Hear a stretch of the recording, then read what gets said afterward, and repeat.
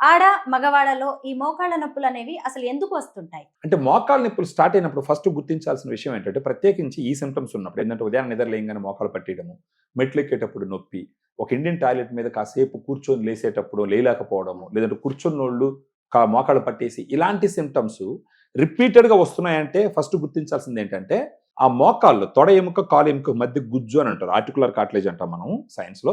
దాన్ని మన అర్థం కోసం గుజ్జు అని అంటారు. ఒక కుషన్ లాగా ఉంటది. అది కరగడం మొదలుపెట్టిందన్న విషయాన్ని ఫస్ట్ గుర్తించాలి. ఇది గుర్తించుకుంటే జనాలు ఏం చేస్తారు? మెడికల్ షాప్‌కెళ్ళి ఒక పెయిన్ కిల్లర్ తీసుకొని యేసుకుంటారు. యేసుకున్న ఒక అరగంటకో, గంటకో పెయిన్ తగ్గడం మొదలుపెడుతుంది.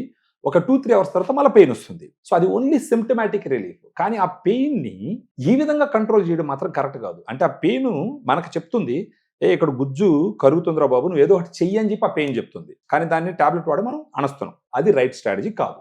గుజ్జు తగ్గుతుంది అని తెలుసుకున్న వెంటనే, అంటే ఈ సింప్టమ్స్ వచ్చిన వెంటనే ఆ గుజ్జు పూర్తిగా ఫస్ట్ కరిగిపోకుండా కంట్రోల్ చేసుకునే దానికి ప్రయత్నం చేయాలి.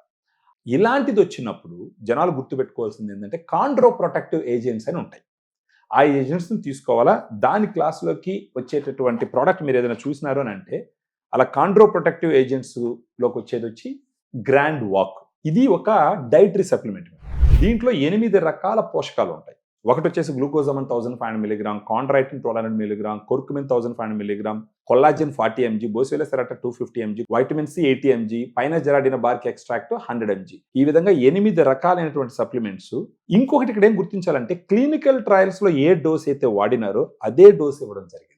అది మోకాల్లో ఉన్న గుజ్జు పూర్తిగా కరిగిపోకుండా కంట్రోల్ చేస్తుందని అన్నప్పుడు అదే డోస్లో వాడితే ఆ ఇంపాక్ట్ మనుషుల్లో కనిపిస్తుంది. సో అలా ఉండడానికి దీంట్లో వాడినటువంటి ప్రతి ఇంగ్రీడియంట్ క్లినికల్ ట్రయల్స్లో ఇచ్చినటువంటి డోస్ ఇవ్వడం జరిగింది.